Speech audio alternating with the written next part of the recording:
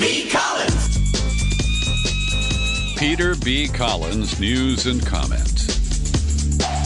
It's Wednesday, October 31st, 2018. Happy Halloween.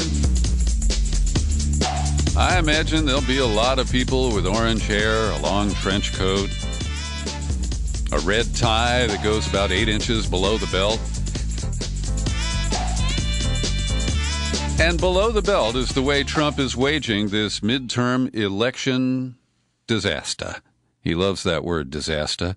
And he is desperately chasing the batshit crazy vote, trying to get his base to show up and shore up the Republicans, particularly in the House. And it appears that the Republicans, and Trump and his team in particular, feel that things are so dire that they're moving to what I call Defcon 4. They're pulling out all the stops. They're pushing all the buttons, as one commentator put it. And they have no shame. There are no limits on the lies they will tell. And I was just thinking as I sat down here that Trump is the one public official in America who doesn't give a shit about credibility. He knows that people like you and me don't believe almost anything he says. But we don't matter. Because the Trumpistas who are out there, who lap up his every word, who love to chant "lock her up,"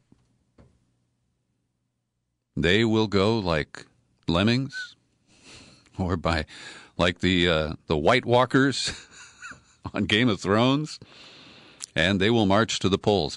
Now, the early analysis of absentee voting, people who vote by mail, particularly here in California, particularly in the heavily contested congressional races in Orange County and nearby, we're seeing heavy turnout, almost double from 2014. But a lot of it so far is from Republicans. And Trump, as you know, has made these outlandish moves in recent days, sending some 5,000 troops to the southern border because of the invasion. And this invasion is an unarmed caravan of people who are still almost 1,000 miles away. But Trump doesn't care because Fox News will cover it, and they will send the alarming messages about the invading hordes loaded with disease and, filled with gangs and dangerous thugs. And so Trump is the President Noir.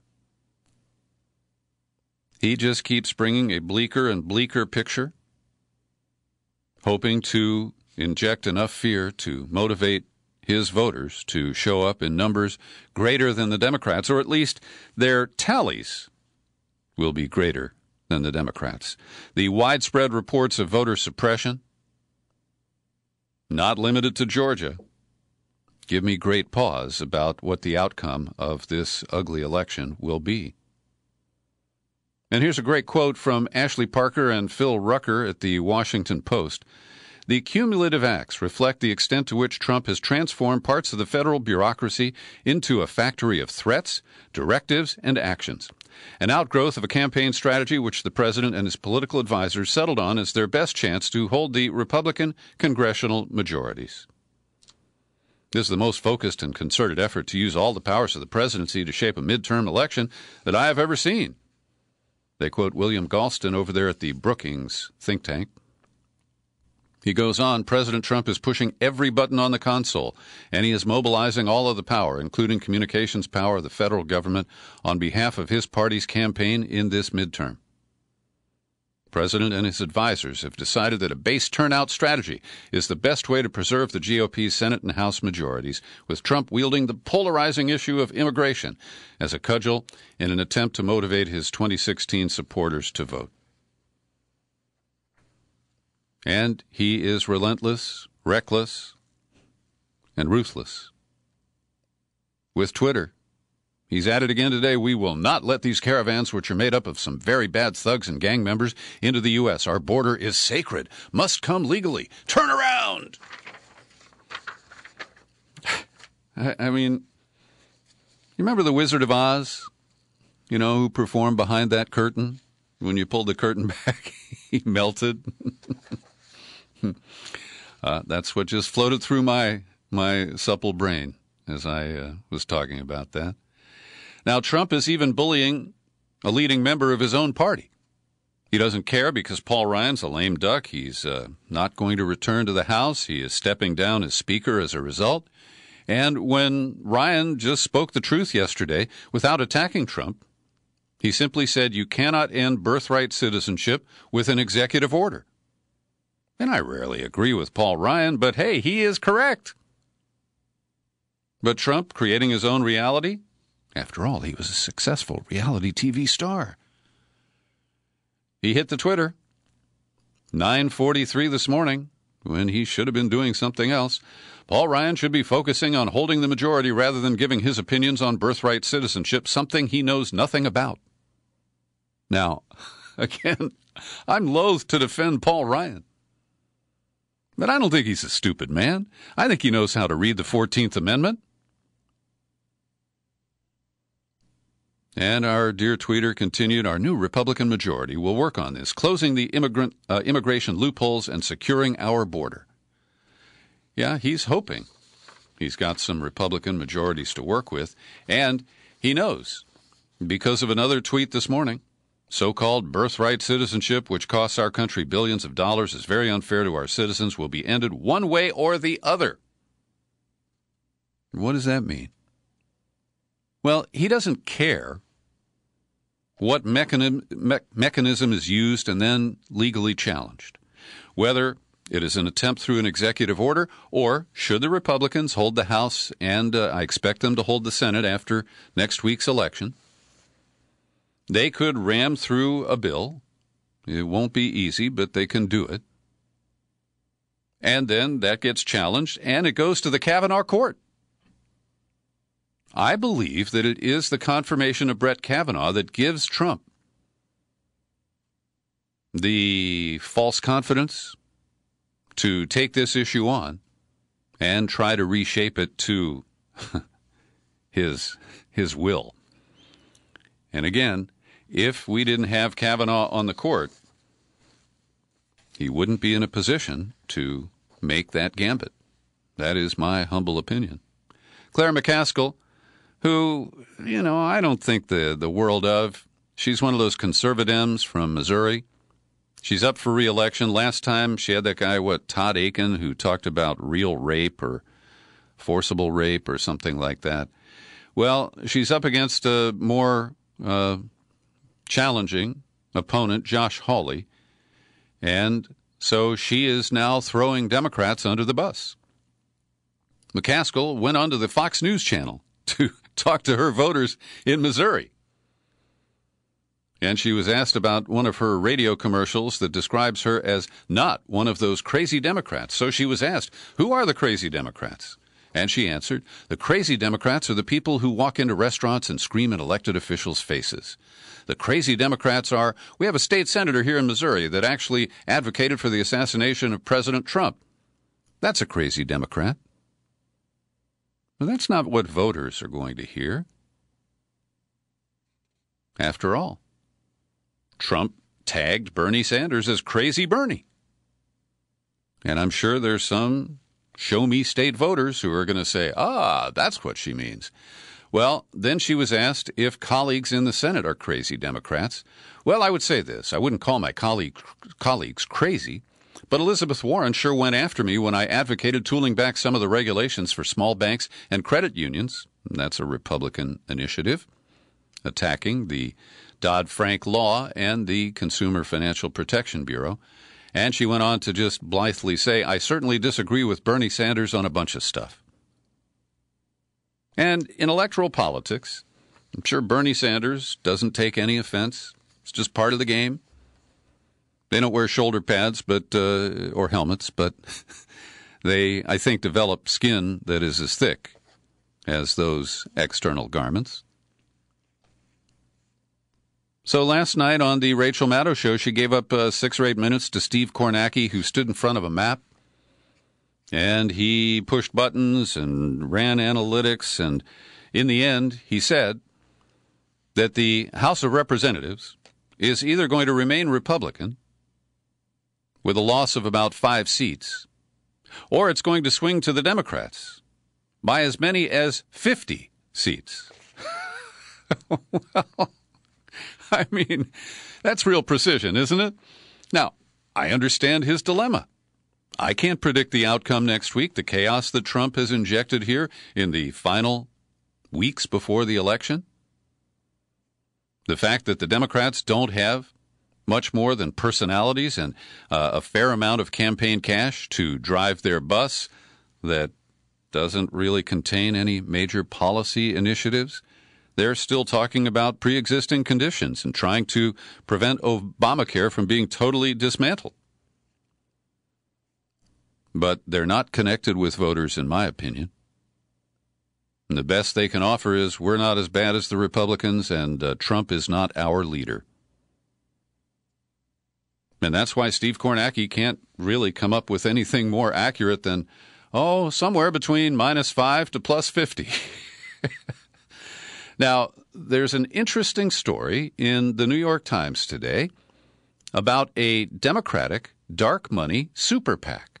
In fact, it's a network of PACs that all come back to something called the Hub Project, run by a former Obama administration official and public relations specialist, Leslie Dock, and Arkady Gurney, a former political strategist for the Liberal Center for American Progress.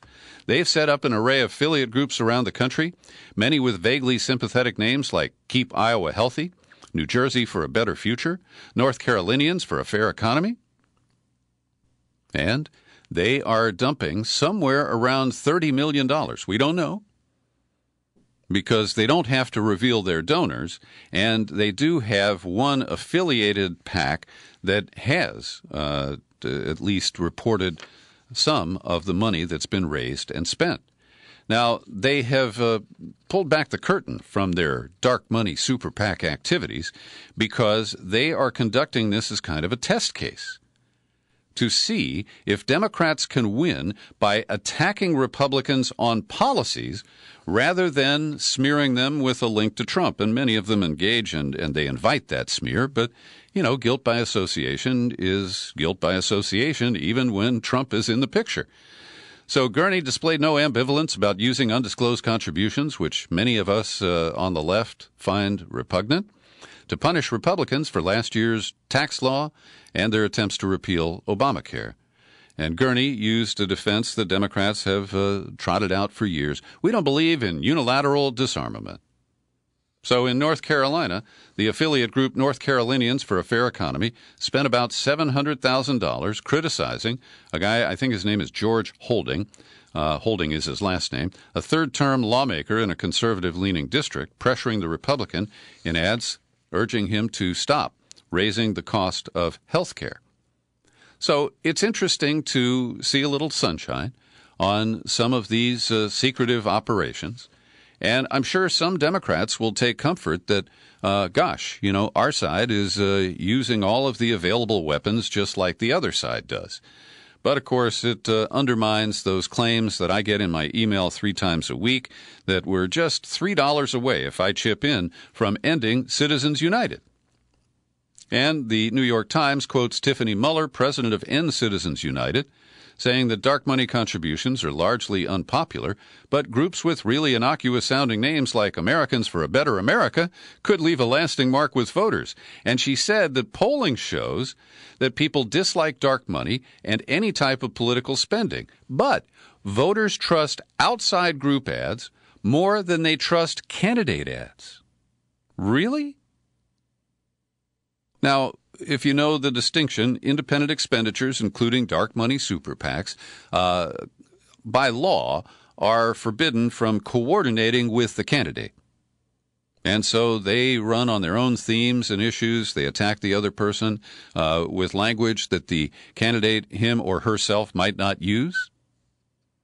But I find this incredulous. Voters trust outside group ads more than they trust candidate ads? Okay. Who, What, Why is a great website. As you know, I contribute podcasts there a couple of times a month. And Russ Baker and the team have done a great job covering the voter suppression schemes that are activated right now in advance of the midterm elections. And there's a lot going on at Who, What, Why, so drop by there and check it out. Today's story by Timothy Pratt explains that in 8 states, including Georgia, the big battleground, people are asked on their voter registration form to identify their race. The states are Georgia, Alabama, Florida, Louisiana, North Carolina, Pennsylvania, South Carolina, and Tennessee. Now, many of those states have a legacy of voter suppression and targeting African Americans to exclude them from participating in elections. And that's why we had the Voting Rights Act, and when the Supreme Court overturned the enforcement element of the Voting Rights Act, we've seen these states revert to the old Jim Crow ways. So this form, which could be used to collect information that might help minorities, for example, in redistricting, to know how many non-whites are in a given district, that could be useful information. But as we know, there are 53,000 absentee ballot applications sitting in file drawers at the Secretary of State's office in Georgia. Many of those are people who checked off, yes, I'm African American.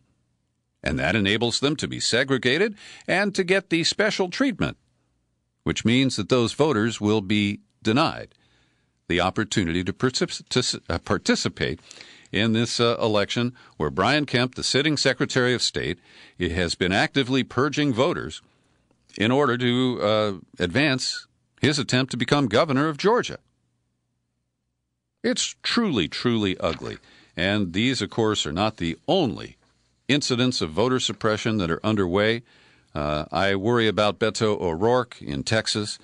We have seen anecdotal reports repeatedly that people who early voted attempted to vote for Beto O'Rourke, and the machine flipped their vote to Ted Cruz. How often is that happening? I have no idea. And on most of those electronic machines, you'll never know because they can't be audited. There's no paper trail in many states. And so we have this illusion of participatory democracy.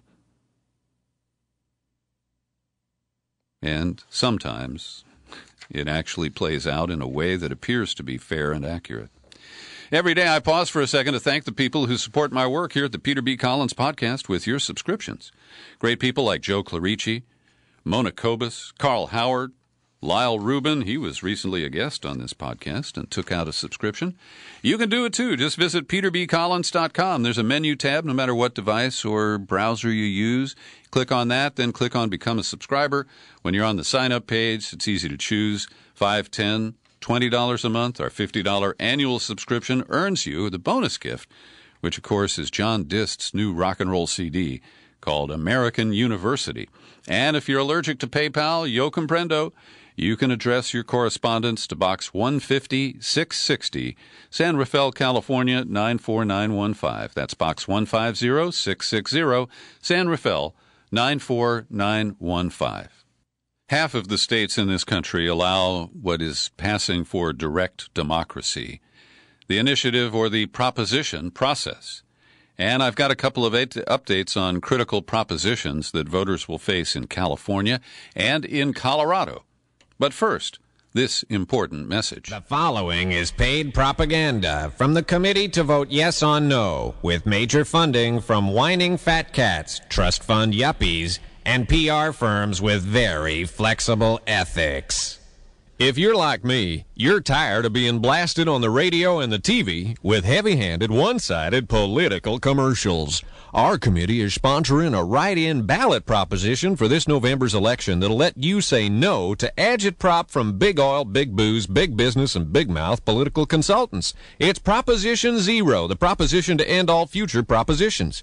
When you go into the voting booth, just write in Proposition Zero. Then vote yes on the no proposition proposition. Your yes vote will say no to the tactics of distortion, lies, insinuendo, and personal attack. Your yes vote means no more tricky counter propositions from the industries threatened by other propositions on the same ballot. Your yes vote means no more fees to corporate law firms trying to rewrite the laws to suit their deep pocket clients. And your yes vote means no more insulting radio and TV ads with bad dialogue. If you're the kind of voter who answers no opinion when the pollsters call, Proposition 0 will fully protect your constitutional right to have no opinion and keep it to yourself. So forget everything else you've heard and just say no to it all. Vote yes on Proposition 0. Well, Proposition 0 is not actually on the ballot. But in Colorado, the language that I used in that spoof spot is activated. There is a big effort by big oil and gas to defeat a measure that citizens put on to slightly restrict fracking in Colorado. And the result was what David Sirota refers to as a nuclear option, dumping millions of dollars in with a competing ballot measure called Amendment 74. Now, Proposition 112, which was brought by citizens, would put some restrictions on where fracking operations can be placed. There are ugly stories of low-income schools that have a fracking well in the parking lot. It's really pretty gruesome how the industry and the money and jobs that it produces has overtaken Colorado. So 112 would do that, and it is a statute. But the people who've brought Amendment 74, the Oil and Gas Association and their funders, they want to amend the Constitution with language that would make the state liable for what are called takings. And that, of course, is when your property or your livelihood is negatively affected by some state regulation. And so this is going to be quite a showdown. And I want to thank David Sirota and let's see, his co-author of this piece. I'll get it for you in just a second here. They published in Westward, which is an independent publication there in Denver, and his name is Chase Woodruff, the co-author of this story.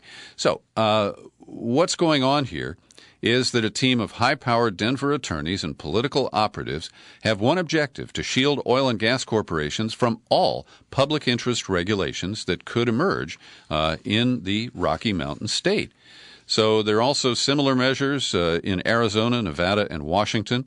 But Sirota and his colleague write, if Amendment 74 is successful in a swing state like Colorado, oil and gas companies will have birthed a new template that could be replicated in other locales. It's a model that could block all future state efforts to reduce fossil fuel extraction, carbon pollution, vehicle emissions, and climate change.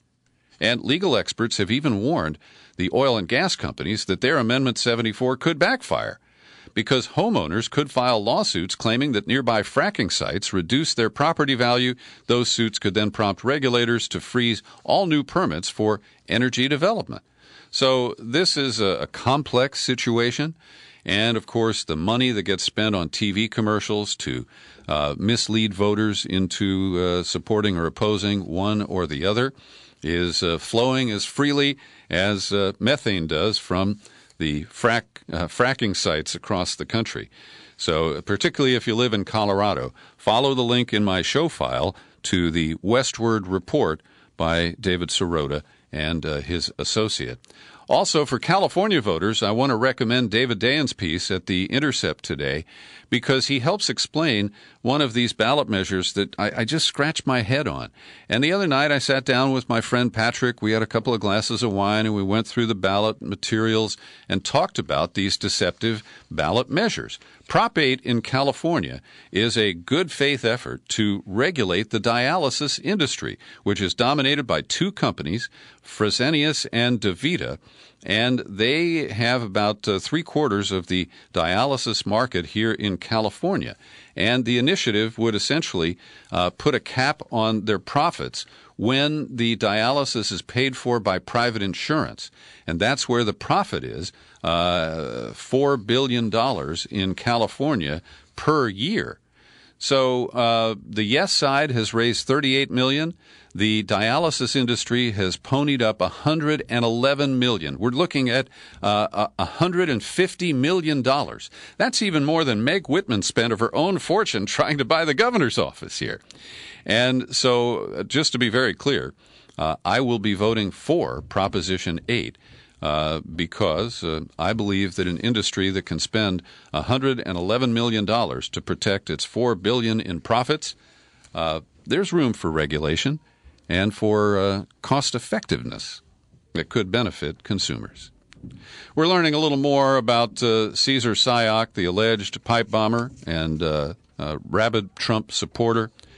In court papers, we learned that his laptop has produced information that as far back as July, he was making a list of targets, scouring the internet, for information on a mailing address for Michelle Obama or for George Soros. He had a file on his laptop called debbiew.docx that contained several copies of Debbie Wasserman Schultz's address at her congressional office in Sunshine, Florida. And what's fascinating to me is the continuing denial. I spend about 10 minutes a day listening to Rush Limbaugh when I'm on my way here to the secret studio. And this morning, he was doing backflips trying to show that there is no link to Trump from Sayoc. And it is just so absurd. Anybody can look at the stickers on his van. Anybody can look at the method that he used to send these would-be pipe bombs all to Democrats, all to people who've been targeted by Trump.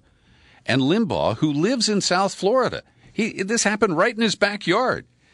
He, with an apparent straight face, I can't see his face on the radio, he continues to strenuously deny any of these connections.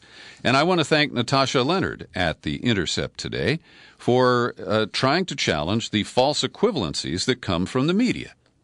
And we see it repeatedly, where faced, I'm quoting here, with the task of reflecting a historic week of racist, anti-Semitic, right-wing violence, liberal and centrist media outlets have continued with, at best, fangless and at worst, equivocal responses to the rise of fascism. She says that even after a most deadly week of racist violence, the New York Times editorial board could not commit to racists being the problem. And Chuck Todd on his Sunday morning show. By the way, I do not watch the political TV shows on Sunday morning.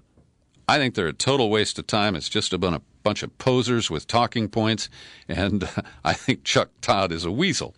Anyway, he had the typical panel, one conservative Republican, Steve Stivers from Ohio, and one Democrat, Ben Ray Lujan from New Mexico.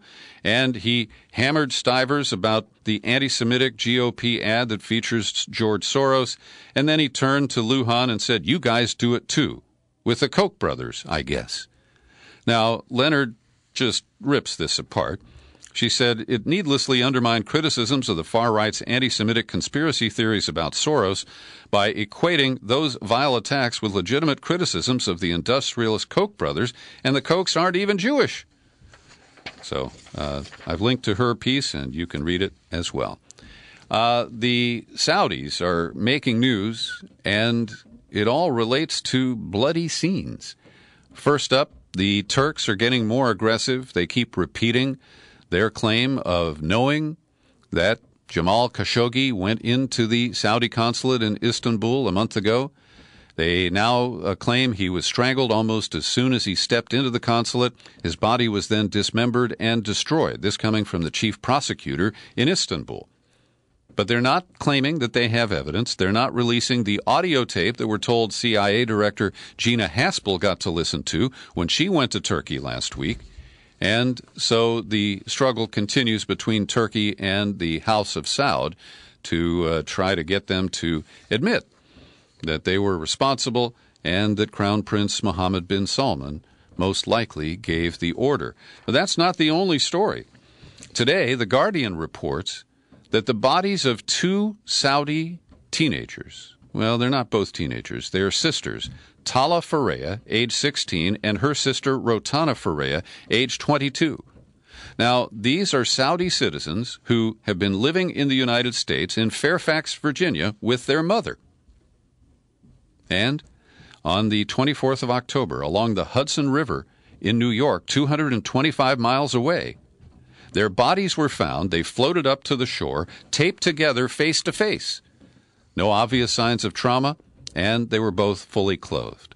Now, the day before their bodies were discovered, their mother told detectives that she had received a call from an official at the Saudi Arabian embassy ordering the family to leave the U.S. because her daughters had applied for political asylum. Now, that's a pretty remarkable development. And it's interesting because of all the other news, this has kind of been downplayed. There's one other story about the Saudis. They executed by beheading an Indonesian woman who had been working as a domestic employee, and she was convicted of killing her Saudi employer, who she said was trying to rape her and may have raped her before. The report is not clear. But Indonesia is outraged that it was not notified that this was scheduled, and this could lead to a shortage of domestic help in Saudi Arabia. But the more serious issue here is the bloodthirsty rulers of the House of Saud. They executed 146 people in 2017, and we don't have a count of how many have been conducted this year. Whitey Bulger, he was the FBI informant and mob hitman. And yesterday, he was killed the day after he arrived at a new prison for him, a federal penitentiary in West Virginia. He was 89 years old. He was beaten by inmates and was pronounced dead in his cell. Now, nobody's going to mourn the passing of Whitey Bulger. Maybe it's even Bulger. But the FBI used him as an informant for years as he continued to carry out murders for the mob or to order people killed. And consider this, that Robert Mueller, who is now considered almost saintly by many Americans who hope that his investigation is going to bring down Trump, he was running the FBI during part of the time when Whitey Bulger was in that dual role. And just a footnote, I happened to be down the street from the hideout where Whitey had been living in Santa Monica on the day that they arrested him. And speaking of Bob Mueller, he has asked his old friends at the FBI to investigate whether someone offered women money to make false allegations of sexual harassment against him. Several journalists and bloggers received an email this month purporting to be from a woman who had been offered money to smear Mueller with bogus claims of inappropriate behavior decades ago. One woman said that she was contacted by somebody who knew the amount of her credit card debt and offered to pay it off and give her another $20,000 if she would sing a song that they wrote for her. The trail leads to Jack Berkman, a right-wing radio host who is also a registered lobbyist in Washington, D.C. Well, that's my news and comment podcast for today. Thanks for listening. You're free to share it far and wide, all over the darn world if you want to. You'll find it on YouTube, and I remain your humble host, Peter B. Collins. Happy trails to you until we meet again. Happy trails.